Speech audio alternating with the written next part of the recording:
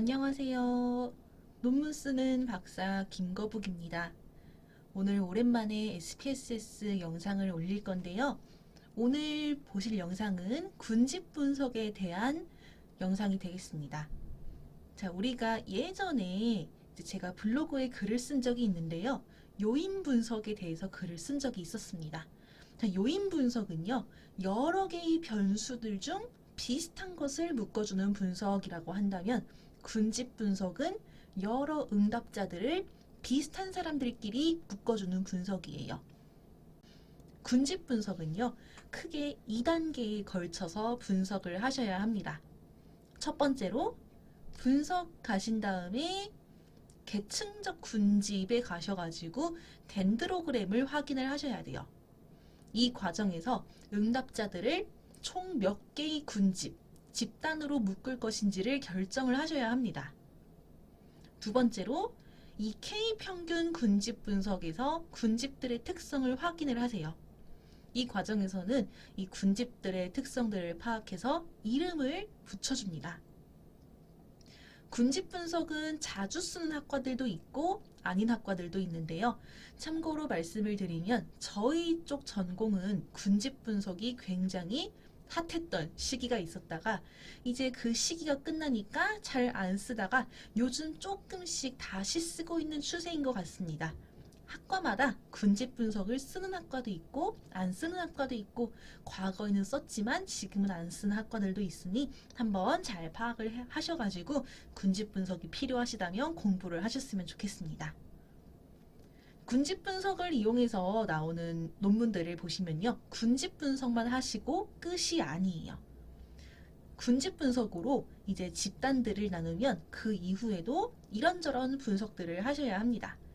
예를 들면 군집에 따른, 즉 집단에 따른 평균 비교라든가 또 군집, 집단에 따라서 영향력 차이를 비교한다든가 등 다양한 분석을 추가시킬 수가 있습니다. 자, 참고로 군집 분석은 정말 재미있어요. 정말 재미있고 제가 이제 2단계에 걸쳐서 분석을 한다고 말씀을 드렸는데요. 크게 어렵지 않습니다. 자, 그러면 이제 SPSS 창을 보도록 하겠습니다.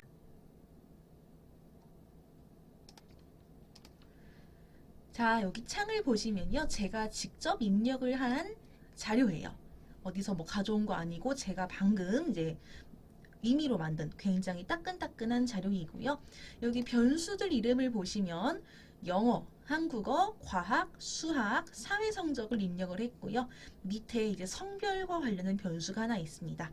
자, 성별은 남자가 1, 여자는 2로 제가 입력을 했어요. 자, 우리가 한번 생각을 해봅시다. 우리는 이제 이 학급, 이 학생들을 담당을 하고 있는 담임 선생님이고요. 이제 우리 반 학생들이 아무래도 다들 실력 차이가 조금씩 나고 학생들마다 특징들이 다 있기 때문에 이제 국어, 영어, 수학, 사회, 과학 점수를 기준으로 군집을 나누어서 방과 후 수업을 마련을 하려고 해요. 자, 이럴 때 군집 분석을 실시합니다. 이 사람들 중에서 누구를 하나의 집단으로 묶을 것인가, 누구를 하나의 집단으로 묶을 것인가를 우리가 군집 분석을 통해서 보도록 하겠습니다. 자, 군집 분석을 실시를 하시기 전에 하나 해주셔야 될 것이 있습니다. 그것은 바로 이제 국어, 영어, 수학, 사회, 과학 점수를 기준으로 군집을 나눌 거라고 말씀을 드렸는데요. 이 국영수사과 점수를 표준화를 시켜주셔야 합니다. 자, 표준화시키는 법은 제가 예전에 한번 영상으로 올린 적이 있는 것 같은데요. 우리 한번 다시 한번 보실게요. 분석을 가신 다음에 기술통계량, 기술통계 누르세요. 누르신 다음에 제가 이렇게 지금 누르신 다음에 이 변수를 누르신 다음에 이 국영수사과 점수들을 모두 넣으신 다음에 이 표준화 값을 변수로 저장이라고 하는 옵션에 꼭 체크를 해주세요. 체크를 해주시면요. 자동으로 Z값이라고 하죠. 이 Z값, 표준화된 값이 계산이 됩니다. 그래서 이렇게 하신 다음에 확인 눌러주시면 자, 지금 기술 통계지만 최소, 최대, 평균, 표준 편차가 중요한 게 아니에요. 중요한 거는 바로 여기 새롭게 나온 표준화 점수가 되겠습니다. 자, 이 새롭게 나온 표준화 점수를 가지고 군집 분석을 해줄 겁니다. 일부 논문들을 보시면 표준화 점수가 아닌 그냥 점수로 군집 분석을 돌린 경우들이 종종 있는데요. 뭐 틀린 것은 아니고 다른 거예요.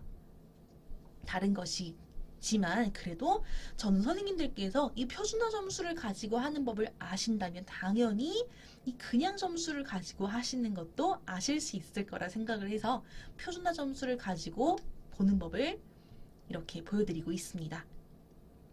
자, 이 다음에는요, 이제 분석을 가진 다음에, 자, 저희가 군집 분석은 크게 2단계라고 말씀을 드렸어요.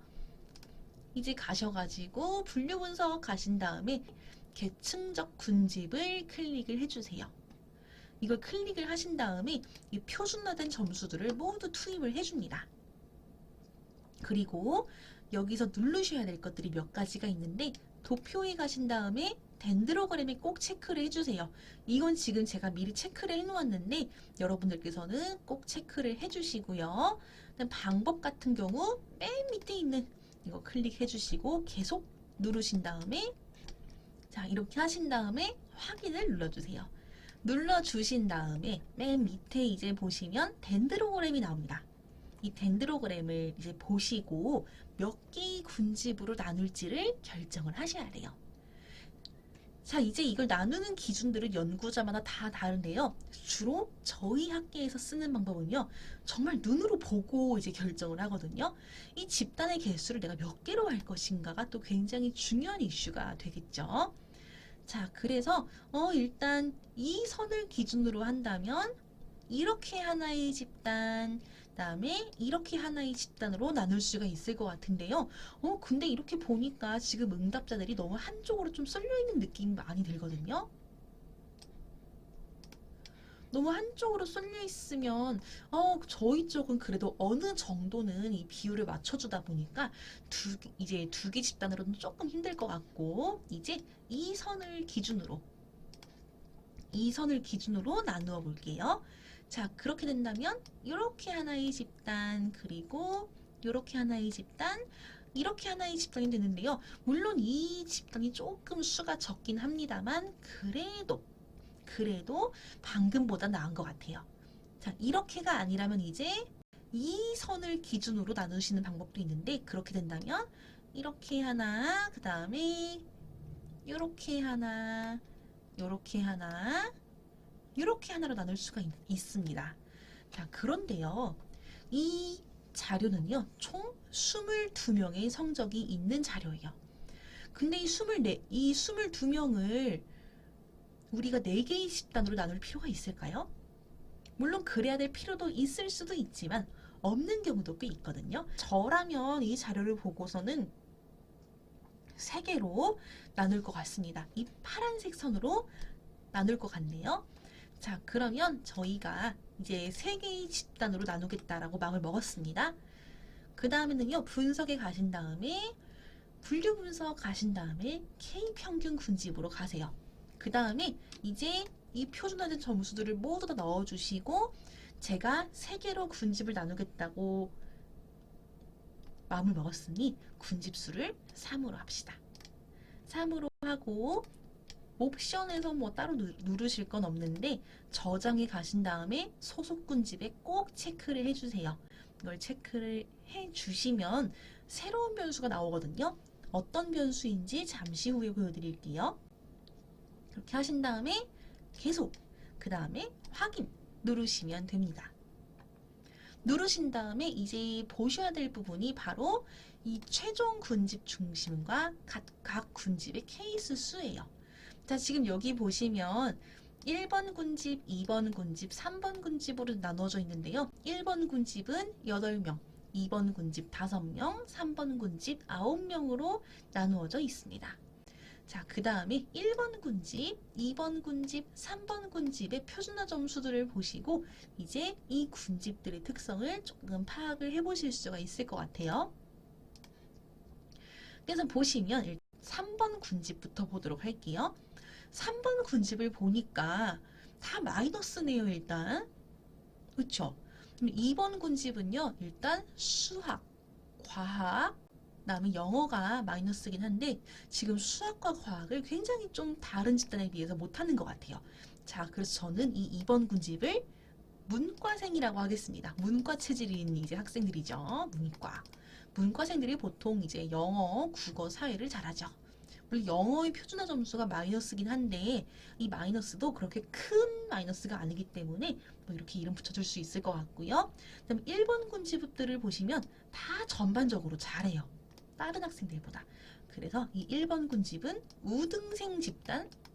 근데 우등생이라고 하니까 굉장히 좀 다른 학생들에게 미안하긴 한데 우등생 집단이라고 한번 이름을 붙여보겠습니다. 자, 그 다음에 3번 군집을 보시면 이제 한번 2번 군집이 지금 문과생이니까 이과생도 좀 하나 있어야 될 것 같은데요. 자, 3번 군집은 2번 군집보다 지금 한국어를 못해요. 대신에 수학과 과학은 잘하죠. 그리고 사회를 못해요. 마침 이 3번 군집이 딱 이과로 나뉘어졌네요. 그렇죠. 자, 그래서 1번 군집은 우등생 아니면 영재반 이렇게 이름을 붙이실 수 있을 것 같고 2번 군집은 문과생 아니면 예비 문과생 3번 군집은 이과생, 예비 이과생 이런 스타일로 이름을 지어줄 것 같습니다. 그런데 이 이름을 짓는 게 이렇게 뚝딱뚝딱 지어지는 건 아니고 충분한 논의 그리고 충분한 문헌 고찰들을 통해서 이름을 지어주셨으면 좋겠습니다. 자, 이렇게 군집 분석을 하신 다음에 여기 보시면 새롭게 변수가 하나 생겨 있죠. 이 QCL이라고 쓰인 변수가 있는데요. 이거는 군집이 몇 번에 속하는지를 나타내주는 변수예요. 그래서 여기 클릭을 해보시면 이 응답자 중 1번에 속하는 사람, 2번 군집에 속하는 사람, 3번 군집에 속하는 사람들이 이렇게 표시가 되어 있습니다. 자, 군집 분석은 논문이 여기서 끝나진 않아요. 여기서 보통 이제 이 군집에 따라 가지고 이 점수들의 차이가 있는지 없는지 아니면 뭐 그 외의 다른 특성들의 차이가 있는지 없는지 아니면 영향력의 차이가 있는지 이런 것들을 분석을 하는데요.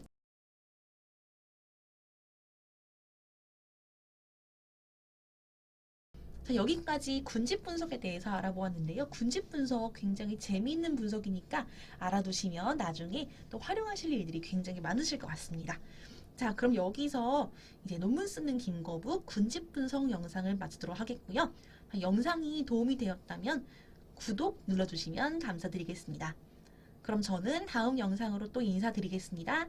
안녕히 계세요.